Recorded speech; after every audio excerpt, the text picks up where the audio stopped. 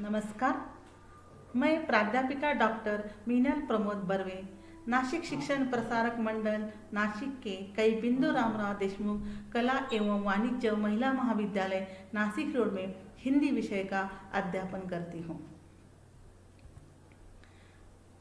छात्रों, आज हम माधवराव सप्रे की एक टोकरी भर मिट्टी इस कहानी का अध्ययन करने वाले हैं। सबसे पहले हम माधवराव सप्रे जी का परिचय देखते हैं। माधवराव सप्रे का जन्म सन 1871 ईस्वी में दमोह जिले के पथरिया ग्राम में हुआ था। विलासपुर में मिडिल तक की पढ़ाई के बाद मैट्रिक शासकीय विद्यालय रायपुर से उत्तीर्ण किया। 1899 में कलकत्ता विश्वविद्यालय से बीए करने के बाद उन्हें तहसीलदार के रूप में नौकरी मिली, लेकिन सप्रे जी ने देशभक्ति प्रदर्शित करते हुए अंग्रेजों की शासकीय नौकरी की परवाह न की। सन 1900 ईस्वी में आपने छत्तीसगढ़ मित्र नामक पत्र शुरू किया।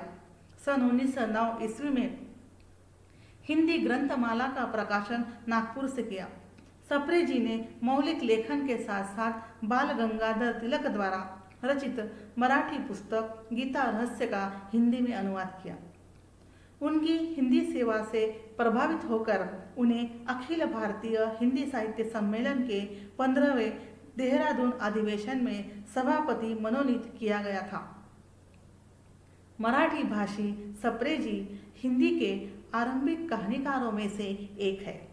वे सुप्रसिद्ध अनुवादक एवं हिंदी के आरंभिक संपादकों में प्रमुख स्थान रखते हैं। उन्हें हिंदी के प्रथम कहानी लेखक के रूप में जाना जाता है। छात्रों, मैंने सप्रे जी का परिचय पढ़ा है। आप देखिए सप्रे जी का परिचय में क्या क्या बताया है। मैट्रिक तक की शिक्षा उन्होंने बिलासपुर में की है।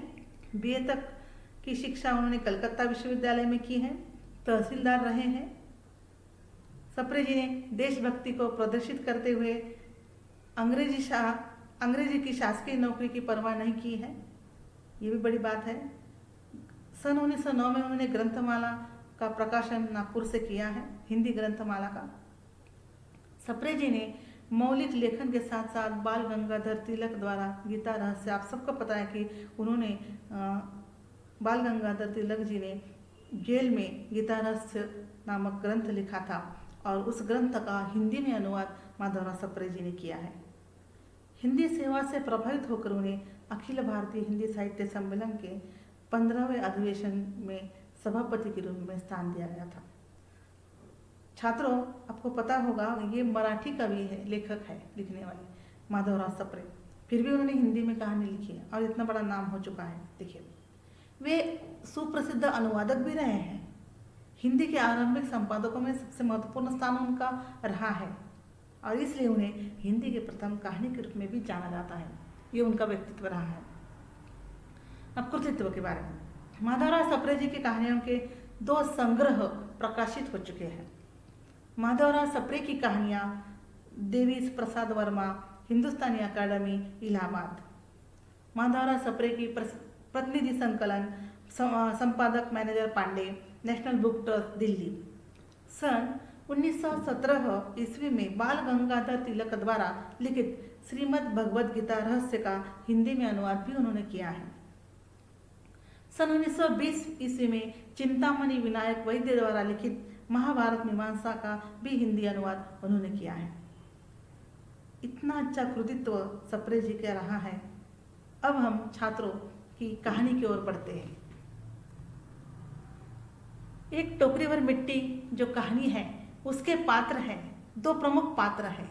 छात्रों, हमेशा कहानी में प्रमुख पात्र और गौण पात्र, ऐसे 2 प्रकार के पात्र होते हैं। प्रमुख पात्र यानी जो कहानी में मुख्य होते हैं और पूरी कहानी उस पात्रों के इर्द गिर्द रहती है, उसे हम प्रमुख पात्र कहते हैं। और गौण पात्र यानी प्रमुख पात्रों को सहायता करने वाले जो पात्र होते हैं वो कहते हैं कि गौण पात्र। उदाहरण के लिए छात्रों, आप फिल्म देखते हैं, पिक्चर देखते हैं। पिक्चर में हीरो होता है, आप सबको पता है। हाँ, वो जो हीरो है वो कौन है? प्रमुख पात्र है। और विलन जो होते हैं पिक्चर में वो कौन है? गौण पात्र है। उसी प्रकार इस कहानी में मुख्य दो पात्र हैं, और वही जमींदार और एक अनाथ विधवा, या उसे बुढ़िया कहेंगे। ये दो प्रमुख पात्रों के माध्यम से कहानी लिखी गई है। ये पात्र अच्छी तरह से याद रखिए, क्योंकि आपको प्रश्नोत्तर लिखने में सुविधा होगी। अब कहानी की ओर बढ़ेंगे। किसी श्रीमान जमींदार के महल के पास एक गरीब अनाथ विधवा की झोपड़ी थी। जमींदार साहब को अपने महल का हाथा उस झोपड़ी तक बढ़ाने की इच्छा हुई। विधवा से बहुत देरा कहा कि अपनी झोपड़ी हटा ले, पर वह तो कई जमाने से वहीं बसी थी। उसका प्रिय पति और इकलौता पुत्र भी उसी झोपड़ी में मर गया। पतोह भी एक 5 बरस की कन्या को छोड़कर चल बसी थी। अब यही उसकी पोती इस वृद्धा काल में एकमात्र आधार थी। जब उसे अपनी पूर्व स्थिति की याद आ जाती तो मारे दुख के फुट फुट रोने लगती थी। और जब से उसने अपने श्रीमान पड़ोसी की इच्छा का हाल सुना, तब से वह मृतप्राय हो गई थी। उस झोपड़ी में उसका मन लग गया था कि बिना मरे वहां से वह निकलना नहीं चाहती थी। श्रीमान के सब प्रयत्न निष्फल हुए। तब वे अपनी जमींदारी चाल चलने लगे। बाल की खाल निकालने वाले वकीलों की थैली गरम कर उन्होंने अदालत से झोपड़ी पर अपना कब्जा करा लिया और विधवा को वहां से निकाल दिया। बेचारी अनाथ तो थी ही, पास पड़ोस में कहीं जाकर रहने लगी। छात्रों, कहानी का एक परिच्छेद मैंने पढ़ा है, आपने सुना होगा। अब देखिए, यहाँ जो बात कही गई है वह पूंजीपति लोग, अमीर लोग गरीब लोगों पर कैसे अत्याचार करते हैं उसका उदाहरण दिया गया है। देखिए, एक जमींदार है, उसका महल है, और महल ने पता है आपको, बड़ा घर। अब यहाँ पर एक गरीब विधवा है और उसकी एक झोपड़ी है।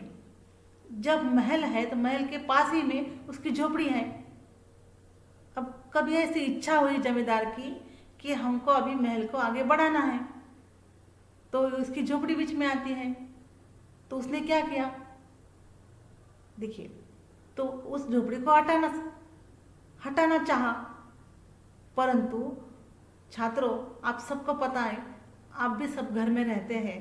घर चाहे छोटा हो बड़ा हो, चाहे झोपड़ी हो चाहे महल हो, परंतु घर घर होता है। आप सबको पता है, सबकी भावनाएं घर के साथ जुड़ी हुई होती हैं, और इसलिए सुबह का भूला भटका शाम को वापस घर ही आता है, यह हमेशा कहा जाता है।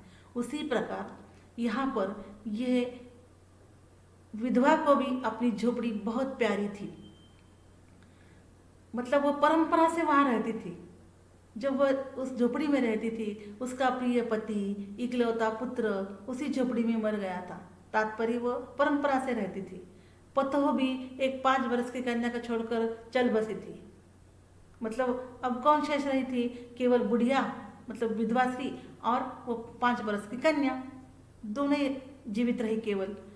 अब वृद्धा काल की वह आधार थी एकमात्र, वो कौन, छोटी कन्या, क्योंकि सब मर गए हैं, अब ये दोनों ही हैं। तो जब वह झोपड़ी में रहती और उन दोनों के साथ रहती और पति और पुत्र के साथ रहती थी, तब जो भावनाएं थी, जो यादें थी, जो स्मृतियाँ थी, वो उसे बार बार याद आती थी। आप सबको पता है बच्चों, जब बच्चे घर में पढ़ाई करते हैं और फिर बाहर पढ़ाई के लिए जाते हैं तो उनको घर की सारी याद आती है। उसी प्रकार उस विधवा को और उस जो कन्या के साथ रहती है विधवा, उसको भी अपने घर की झोपड़ी की हमेशा याद आती है, और साथ ही पति पुत्र उसकी भी याद किसको आ रही, विधवा स्त्री को आ रही है। ऐसी स्थिति में इतनी सारी भावनाएं अपने घर के साथ जुड़ी हैं और उसको बड़ा दुख अनावर होता है। फुट फुट कर रोना, यानी बहुत रोना, मुहावरा है फुट फुट कर रोना। उसको जब जब इन सभी प्रसंगों की याद आती है उसे बड़ा दुख होता है, जोर जोर से रोती है, मृतप्राय हो जाती है। मतलब मृतप्राय होना है कि कोई संवेदना न रहना, ऐसी वो सुन्न हो जाती है, उदास हो जाती है, क्योंकि सारी यादें आती है। अब उसका मन उस झोपड़ी में लग गया था, उसकी भावना उस झोपड़ी के साथ जुड़ी हुई थी।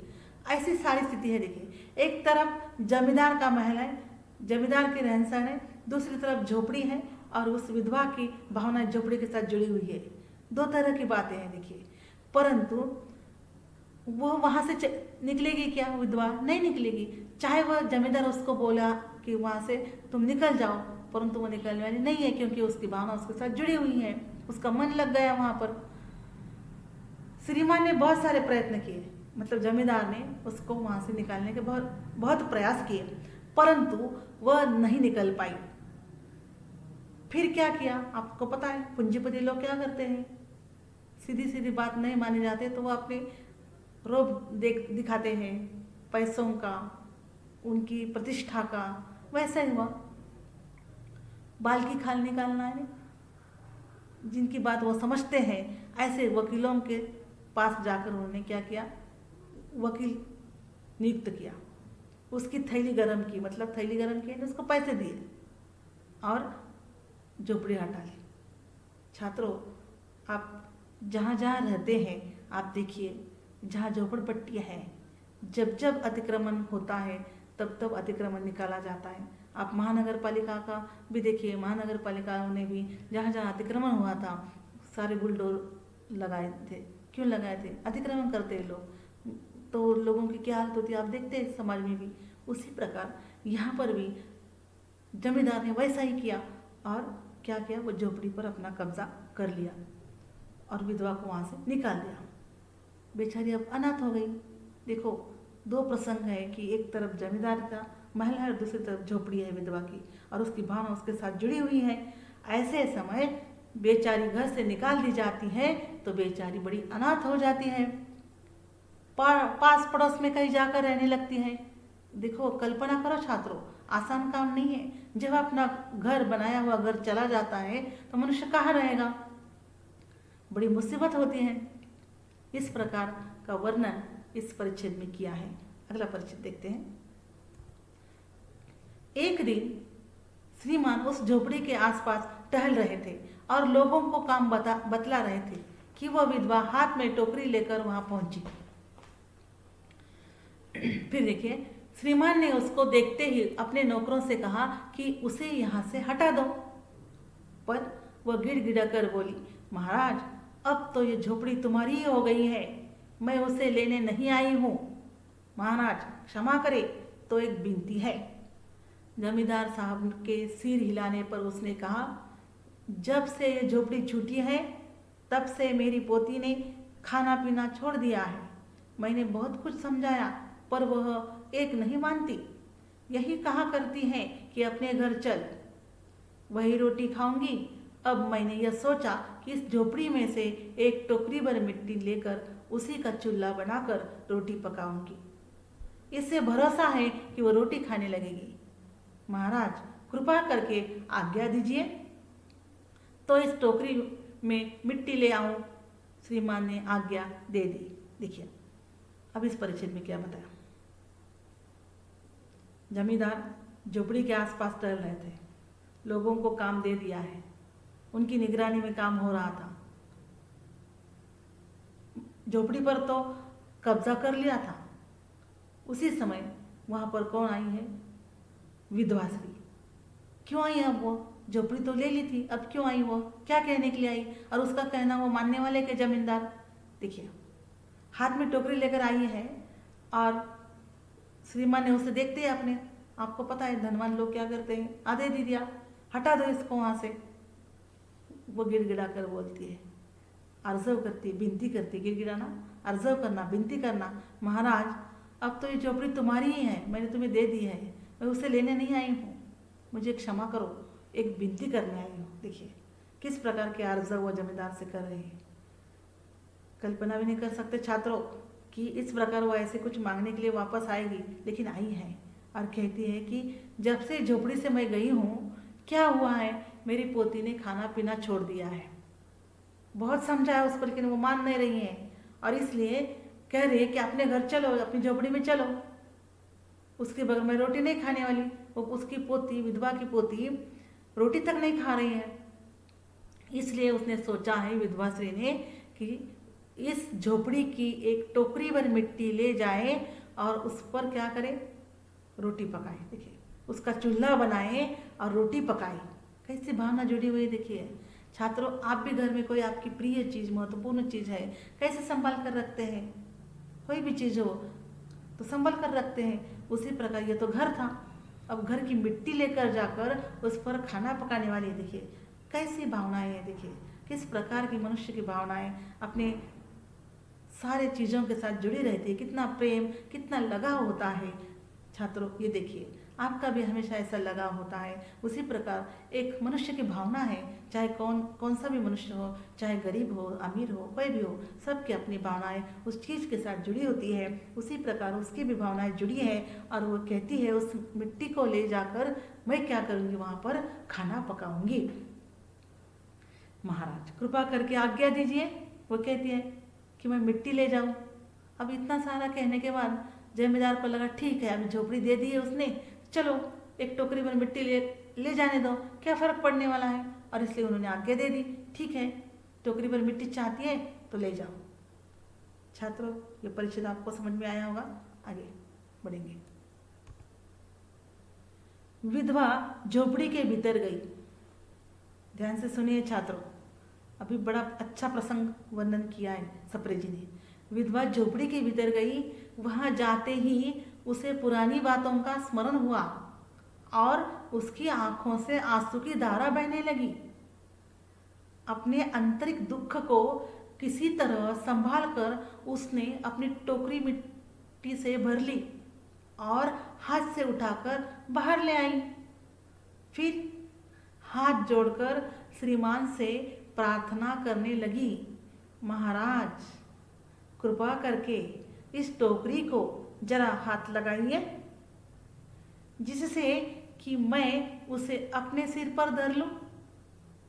जमींदार साहब पहले तो बहुत नाराज हुए, पर जब वह बार बार हाथ जोड़ने लगी और पैरों पर गिरने लगी तो उनके मन में कुछ दया आ गई। किसी नौकर से न कहकर आप ही स्वयं टोकरी उठाने आगे बढ़े। जो ही टोकरी को हाथ लगाकर ऊपर उठाने लगे, त्यों ही देखा कि यह काम उनकी शक्ति के बाहर है। फिर तो उन्होंने अपनी सब ताकत लगाकर टोकरी को उठाना चाहा, पर जिस स्थान पर टोकरी रखी थी वहां से वह एक हाथ भी ऊंचे न हुए। वो लज्जित होकर कहने लगे, नहीं, ये टोकरी हमसे न उठाई जाएगी। देखिए इस परिच्छेद में क्या बताया। पहले परिच्छेद में हमने देखा कि जमींदार ने विधवा स्त्री को टोकरी भर मिट्टी ले जाने की आज्ञा दे दी है और इसलिए वह घर के झोपड़ी के भीतर चली गई है। देखिए वहां जाते ही उसे बड़ी याद आने लगी, पुरानी सारे परिवार के सदस्यों की याद आने लगी। भावना किस प्रकार जुड़ी रहती है छात्रों। उसकी आंखों से आंसू की धारा बहने लगी। आंसू की धारा बहना, लगातार आंखों से पानी निकलना, क्यों ऐसे ही आ रहा है क्या? नहीं बच्चों, ये बहुत दुख के आंसू है। उसे याद आए, स्मृतियाँ जागृत हुई है, वहाँ जाने के बाद पुरानी स्मृतियाँ उजागर हुई हैं और इसलिए वह उसे उस दुख को संभाल नहीं पा रही है, इसलिए वो रोने लगी है। फिर टोकरी तो उसने भर ली, फिर बाहर भी आई। फिर क्या हुआ, उसने महाराज से प्रार्थना की। फिर से क्या प्रार्थना की, महाराज कृपा करके टोकरी तो मैंने भरी है लेकिन उसको थोड़ा हाथ लगाए ना, उसको थोड़ा ऊपर उठाते हैं, उठा नहीं पा रहे। फिर मैं अपने सिर पर धर लूँ। छात्रों कहीं भी काम करने वाले मजदूर होते हैं, टोकरी मिट्टी हो पत्थर हो कोई भी उठाते हैं, उठा नहीं पा रहे तो कोई भी कहता है चलो हाथ लगाओ थोड़ा तो वजन हुआ तो। वैसे ही उसने कहा, ये सर्वसाधारण बात है, उसने उससे कहा। लेकिन जमींदार को लगा मैं तो जमींदार ठहरा और ये तो सीधी सादी औरत है, मैं क्यों उसकी टोकरी में मिट्टी पर हाथ लगाऊं, है ना। सो जो होता है ना, अभिमान गर्व जो होता है ना, वो जागृत हुआ। पहले तो उस पर नाराज हुए, पर जब वह बार बार हाथ जोड़ने लगी, विनती करने लगी, आर्जव करने लगी, फिर उसे दया आई। ठीक है, फिर उसने क्या करना चाहिए था, नौकर को बताना चाहिए था कि उसकी टोकरी उठा दो, परंतु उसको क्या लगा पता नहीं, उसने खुद ही हाथ लगाया टोकरी को। परंतु आश्चर्य देखिए छात्रों कि वह हाथ से टोकरी नहीं उठा पाए, जमींदार होकर भी। तात्पर्य क्या, उनके हाथ में उतनी शक्ति नहीं थी कि वह मिट्टी भर टोकरी को हाथ लगाकर उठा पाए।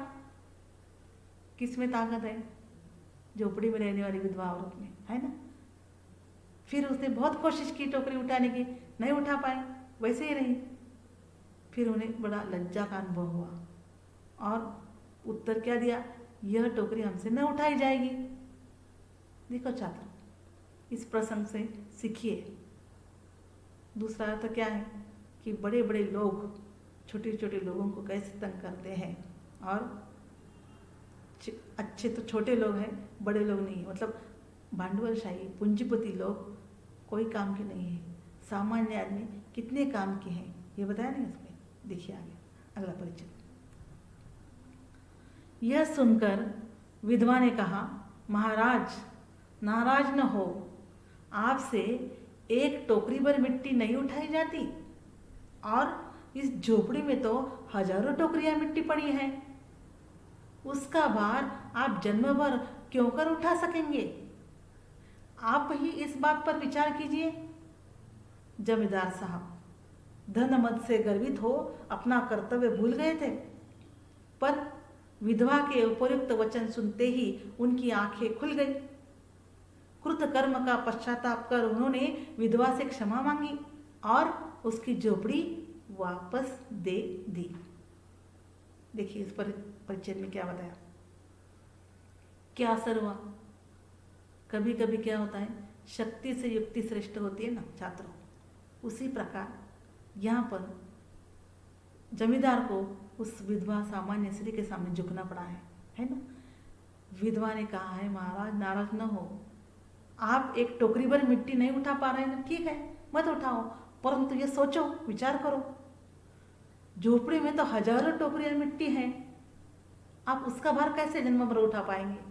यहाँ तो आज आप एक टोकरी पर मिट्टी को उठाने के लिए हाथ लगाना कर उठाना नहीं चाह रहे हैं, तो इतनी सारी मिट्टी पड़ी है, उसका क्या होगा, जन्म भर कैसे उठा सकोगे? इस प्रकार कहने से ये बात बहुत उनके मन को लगी जमींदार के, और जमींदार के मन को गहरी चोट आई, उन्हें बड़ा दुख हुआ। वो सोचने लगे, विचार करने लगे, विचार करने के लिए मजबूर हुए। तात्पर्य क्या छात्रों, कि मनुष्य की वाणी कैसी होनी चाहिए। हाँ, शब्द धारदार शस्त्र होते हैं, वैसे ही भाषा मनुष्य की अच्छी होनी चाहिए, और इतनी ताकत होनी चाहिए भाषा में, बोलने में, कि सामने वाला कितना भी दुश्मन हो, कैसा भी हो, तो उसमें झुकने की ताकत उस भाषा में, उस वाणी में होती है, जो कि उस विधवा स्त्री की वाणी में है। आपको यहाँ उदाहरण दो बच्चों, कि कृष्ण का उदाहरण आपको पता है। कृष्ण जब ब्रज छोड़कर मथुरा चले गए थे, तब कृष्ण पर प्रेम करने वाली गोपियाँ अपने वाक चातुर्य से, वाणी चातुर्य से कृष्ण को वापस बुला सकती है। ये वर्णन किया है सूरदास ने सूरसारावली में, भ्रमर गीत में। यह अर्थ क्या है कि वाणी में ताकत होनी चाहिए। इसलिए मैंने उदाहरण दिया कि मनुष्य के वाणी में इतनी ताकत होनी चाहिए कि सामने वाला झुक जाए। ये ताकत किस में थी? जमींदार में है? नहीं है, विधवा में थी। अब जमींदार के पास पैसा, महल, सब कुछ, चैन की धन की राशि, सब कुछ था, क्या फायदा उसका? किसकी जीत हुई है? विधवा की जीत हुई ना। फिर देखिए, और फिर वह जमींदार सोचने लगे हैं, वो तो धन मद से गर्वित थे, अपना कर्तव्य भूल गए थे, और कर्तव्य याद दिलाने का काम किसने किया है? उस विधवा ने किया है। और उसके वचन सुनते ही उसकी आंखें खुल गई।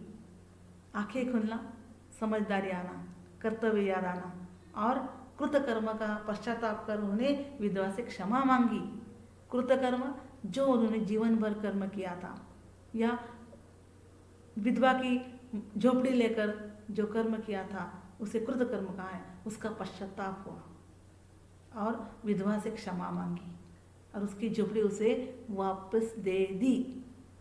कल्पना में नहीं कर सकते कि इतना बड़ा जमींदार वापस झोपड़ी दे सकता है, परंतु ये सबसे बड़ी बात यह है कि विधवा की बात कैसी थी। विधवा ने अच्छी बात की, इसलिए उसने आकर झगड़ा किया क्या? देखो आप सबको पता है कि आपस में झगड़ते सब, जब ऐसी कोई घटना होती है तो उसने वैसे झगड़ा किया है क्या? नहीं है, उन्होंने अच्छी तरह से बात की है। इसलिए छात्रों हमेशा याद रखिए कि हमेशा दूसरों के साथ अच्छी तरह से बात करनी चाहिए।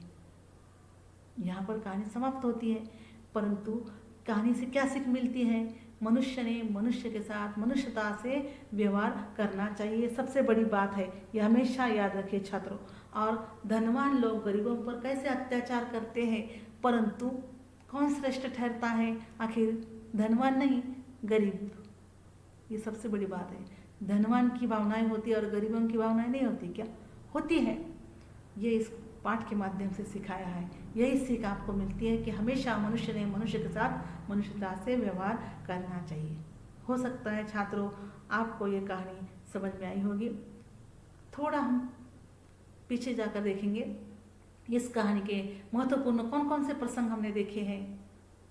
जमींदार का महल को बढ़ाना, पास में विधवा की झोपड़ी, जमींदार का उस पर कब्जा, विधवा की तथा उसके पोते की स्थिति, विधवा का जमींदार से फिर मिलना, विधवा की झोपड़ी की मिट्टी की मांग करना, जमींदार की अनुमति, विधवा की जमींदार से प्रार्थना, फिर जमींदार टोकरी न उठा पाना, विधवा की जमींदार से बातचीत, जमींदार का सोचना, जमींदार की आंखें खुलना और विधवा को झोपड़ी वापस करना। ऐसे महत्वपूर्ण प्रसंगों के माध्यम से ये कहानी लिखी गई है। आगे प्रश्न देखते हैं। इस कहानी पर ये प्रश्न हो सकते हैं, जमींदार ने झोपड़ी पर कब्जा कैसे कर लिया? झोपड़ी से निकलने के बाद विधवा की क्या हालत हुई? जमींदार और विधवा में कौन सी बातचीत हुई? जमींदार की आंखें कैसे खुल गई? एक टोकरी भर मिट्टी कहानी से क्या सीख मिलती है? ये प्रश्न उस पर हो सकते हैं। कहानी में ससंदर्भ अवतरण भी लिखने के लिए आते हैं परीक्षा में, तो इसकी ओर भी देखिए आप एक बार कि ससंदर्भ अवतरण कौन से आ सकते हैं कहानी में से। महाराज, अब तो ये झोपड़ी तुम्हारी ही हो गई है, मैं उसे लेने नहीं आई हूँ। महाराज क्षमा करें, तो एक विनती है। अब देखिए, ऐसा जब वाक्य परीक्षा में आता है तो क्या करना है? किसने किससे क्यों और किस प्रसंग में कहा है, इसके उत्तर आपको यहाँ लिखना है। संदर्भ में कहानी का नाम, लेखक का नाम लिखना है और व्याख्या में किसने किससे क्यों किस प्रसंग में कहा ये लिखना है। यहाँ पर ये वाक्य किसने किससे कहा है? विधवा ने, बुढ़िया ने किसको कहा है? जमींदार से कहा है। दूसरा देखिए, महाराज कृपा करके इस टोकरी को जरा हाथ लगाइए जिससे कि मैं उसे अपने सिर पर धर लूं। विधवा ने कहा, विधवा ने जमींदार से कहा है। तीसरा है, महाराज नाराज न हो, आपसे एक टोकरी भर मिट्टी नहीं उठाई जाती और इस झोपड़ी में तो हजारों टोकरियां मिट्टी पड़ी है, उसका भार आप जन्म भर क्यों कर उठा सकेंगे? आप ही इस बात पर विचार कीजिए। विधवा ने जमींदार से कहा। ये ससंदर्भ अवतरण हो सकते हैं, इसकी पढ़ाई कीजिए छात्रों। संदर्भ और व्याख्या इस रूप में इसका उत्तर लिखना है। धन्यवाद।